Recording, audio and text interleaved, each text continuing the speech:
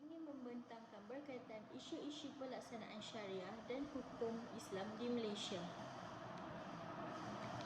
Saya, Adriana Amani, ingin membentangkan mengenai pendahuluan berikutan bersama-sama ahli kumpulan saya lain iaitu Husna Ashira, Nur Idrina Zahra, Auza Inshira dan juga Zawatul Ashki.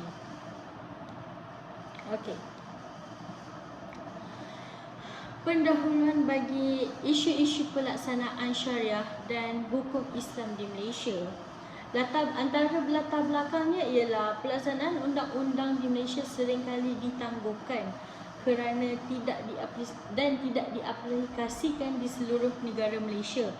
Walaupun ia disokong oleh kemahuan kerajaan ataupun pemimpin, akan tetapi undang-undang tu haruslah melepasi daripada perlembagaan, undang-undang perlembagaan.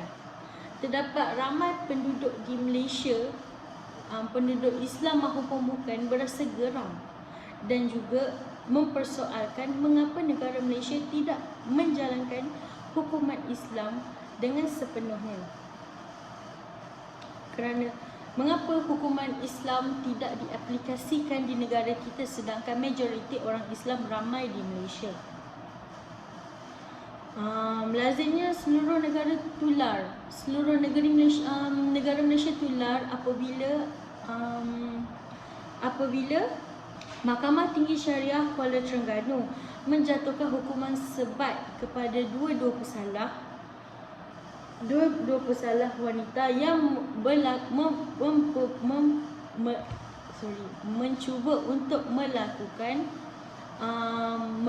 musahakah atau diklasifikasikan sebagai lesbian. Tak kurang hebatnya, ramai rakyat mempertahankan perbuatan Mahkamah Syariah di negeri Terengganu, tapi tidak kurang ada yang juga menghentam atau mengecam hukuman tersebut. Ia terdiri daripada pelbagai sudut, antara orang Islam ataupun bukan orang Islam. Terdapat setiap sudah ada yang kecam, ada yang tidak. Jadi ada segelintir yang minta hukuman itu terus dimansuhkan di negara Malaysia. Okey. Dan selain itu, analisis dan amatan yang telah dibuat oleh para penyokong hukuman ini mengikuti cara Islam ini telah memberikan gambaran yang lebih jelas, iaitu perlembagaan adalah punca terjadinya hukuman Islam ataupun hukuman pelaksanaan syariah tidak diaplikasikan di negara Malaysia. Jadi sebab itu perlembagaanlah adalah punca utama. Hukuman ini terbengkalai begitu sahaja.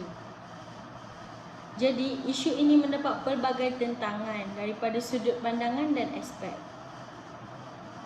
Bersangkutan perlembagaan adalah sesuatu yang boleh berganti dan dapat diperincikan mengikut perincian itu sendiri, asalkan ianya tidak bertentangan dengan proses penafsiran perlembagaan. Dan harus diingati bahawa perlembagaan adalah sesuatu yang bukan pegun dan tidak boleh ditafsirkan sesuka hati oleh orang luar, kerana hubung kait antara risalah dengan risalah yang berbeza dalam perlembagaan mempunyai perhubungan yang sama dan sejurus itu membawa kepada pentafsiran yang diselaraskan.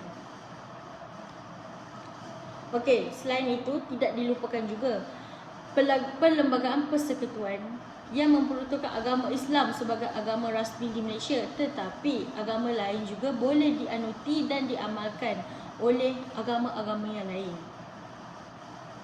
Di Malaysia terdapat beberapa hukum. Contohnya hukum yang dijalankan antara itu adalah hukum hakam akidah dan juga hukum hakam akhlak.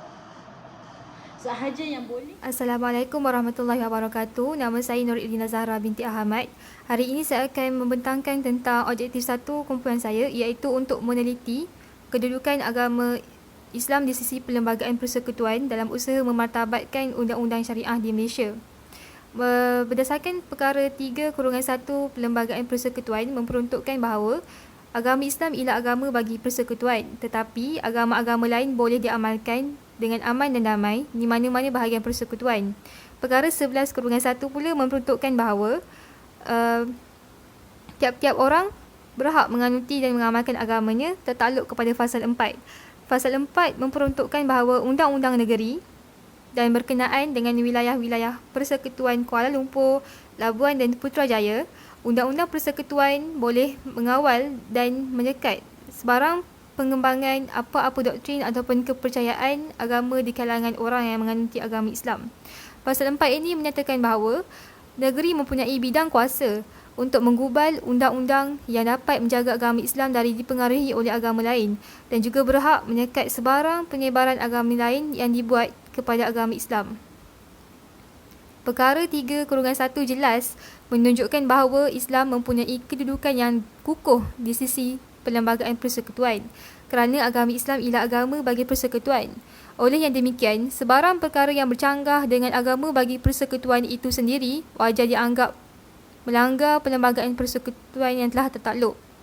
Walaupun agama Islam diberi hak dan kedudukan istimewa di sisi perlembagaan, namun itu tidak bermakna agama Islam menyekat hak kebebasan agama lain dalam mengamalkan kepercayaan mereka.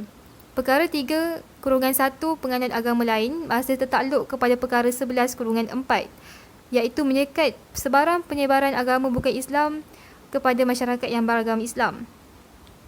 Hal ini bermakna walaupun agama lain diberi hak kebebasan mengamalkan ajaran mereka, namun itu bukanlah kaya ukur untuk mereka diberikan kebebasan membuat sebarang penyebaran agama lain kepada agama Islam.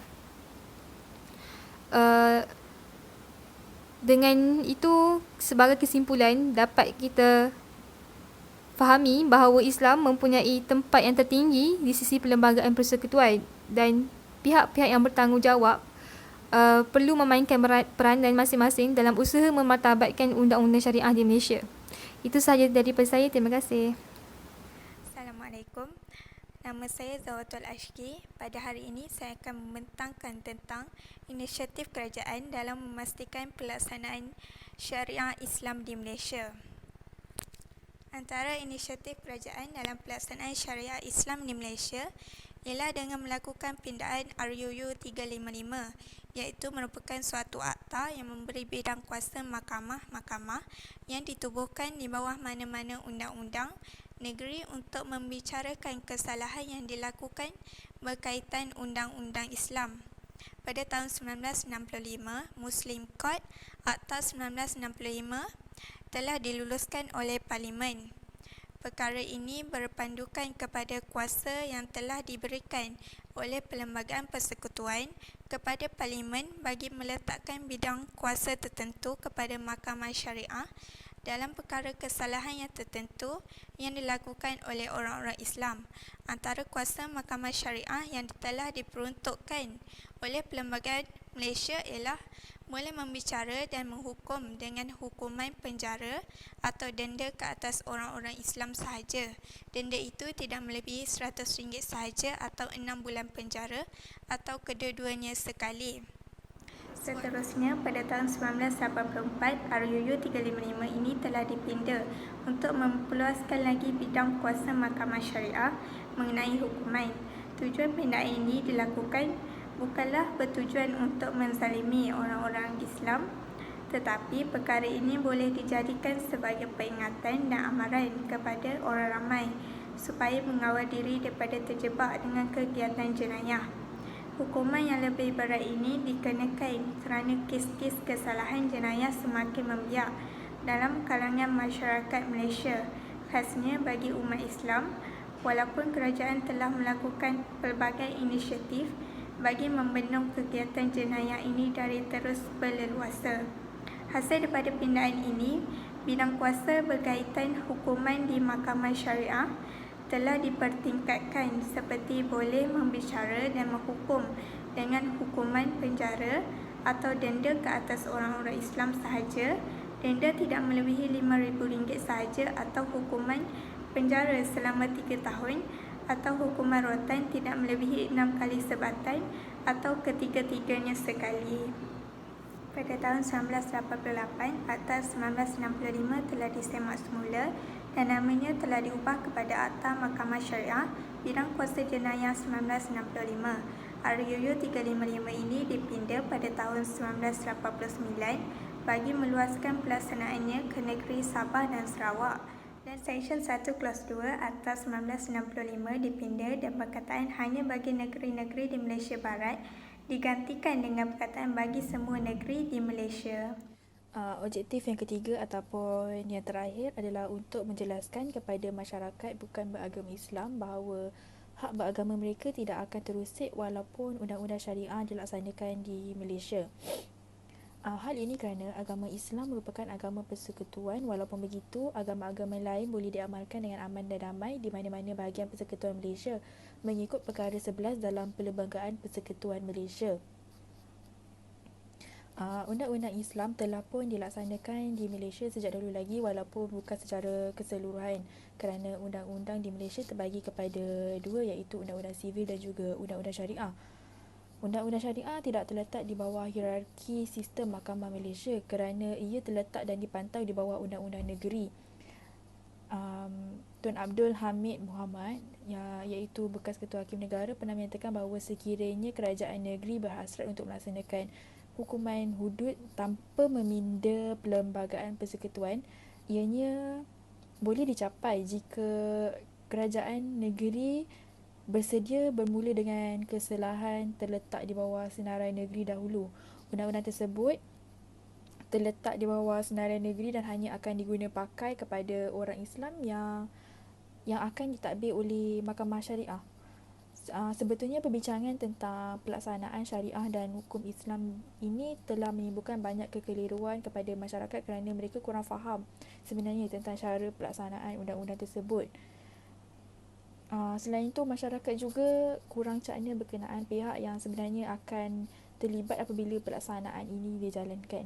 Oleh itu, pihak bertanggungjawab seperti kerajaan negeri berperanan memberikan penjelasan yang jelas dan terperinci sekiranya mereka betul-betul ingin melaksanakan undang-undang syariah dan hukum Islam secara menyeluruh di negeri masing-masing, kerana undang-undang ini sebetulnya tidak akan mengusik sentimen agama lain yang terdapat di Malaysia.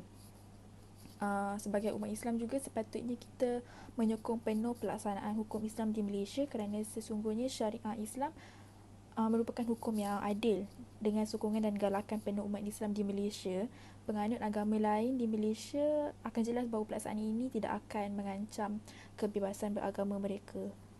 Penganut agama selain Islam di Malaysia tak sepatutnya gusar serta boleh terus mengamalkan agama masing-masing dengan aman damai kerana hanya undang-undang sivil yang akan diguna pakai ke atas mereka. Hal ini kerana undang-undang Islam hanya akan diguna pakai terhadap penganut agama Islam saja kerana mereka beriman kepada Allah, di mana umat Islam perlu mematuhi hukum Islam yang telah ditetapkan. Hukum Islam tidak digubal oleh manusia kerana hukum ini disyaratkan oleh Allah untuk hamba-Nya sama ada berkaitan dengan akidah, akhlak, ibadat, muamalat serta sistem-sistem hidup untuk kebaikan dunia dan akhirat. Secara dasarnya, syariah Allah sesuai dengan naluri manusia yang berpegang kepada kecintaan terhadap kebaikan dan keselamatan hidup. Dengan ini, sudah terang lagi bersululah bahawa sekiranya pelaksanaan syariah dan hukum Islam di Malaysia dijalankan secara menyeluruh, ianya tidak sama sekali akan mengusik hak beragama penganut agama lain. Hal ini juga tidak akan mendatangkan kemudaratan, sebaliknya mendatangkan kebaikan terhadap banyak pihak. Assalamualaikum dan selamat sejahtera. Saya Nur Afzal Insyirah binti Nazir akan membentangkan tentang kesimpulan yang dapat disimpul daripada report ini. Kesimpulan yang dapat saya buat di sini ialah jelas menunjukkan kehendak kerajaan untuk melaksanakan undang-undang Islam sesuai dengan kehendak dan iklim politik di negara ini. Kewujudan perkara 3 Perlembagaan Persekutuan membentuk bahawa Islam merupakan agama bagi persekutuan dan memberi keistimewaan kepada orang Melayu dan beragama Islam, tetapi agama-agama lain masih boleh dipraktikkan dengan damai dan harmoni. Okey, selain itu, objektif ini dapat membincangkan latar belakang kedudukan undang-undang Islam sebelum merdeka serta konflik perundingan yang berlaku dalam pelaksanaan undang-undang di Islam di Malaysia. Pembincangan juga memfokuskan kepada usaha kerajaan negeri melaksanakan hukum Islam di Malaysia. Selain itu, fasa 4 perkara 11 perlembagaan persekutuan menyatakan bahawa negeri boleh mengadakan undang-undang sendiri untuk mengawal atau menyekat penyebaran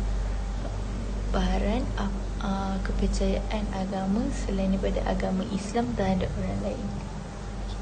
Okey, mengikut report ini, saya mencarangkan agar kerajaan lebih mengetatkan undang-undang Islam di negara Malaysia dan tidak mengambil remeh tentang undang-undang Islam kerana ianya dicipta kepada manusia oleh Tuhan kita iaitu Allah SWT. Selain itu, kerajaan juga boleh memberi pendedahan kepada masyarakat tentang syarat-syarat pensabitan sesuatu kesalahan. Seterusnya, semua hakim dan peguam di Malaysia perlu mempelajari kedua-dua jenis undang-undang iaitu undang-undang sivil dan undang-undang Islam. Thank you.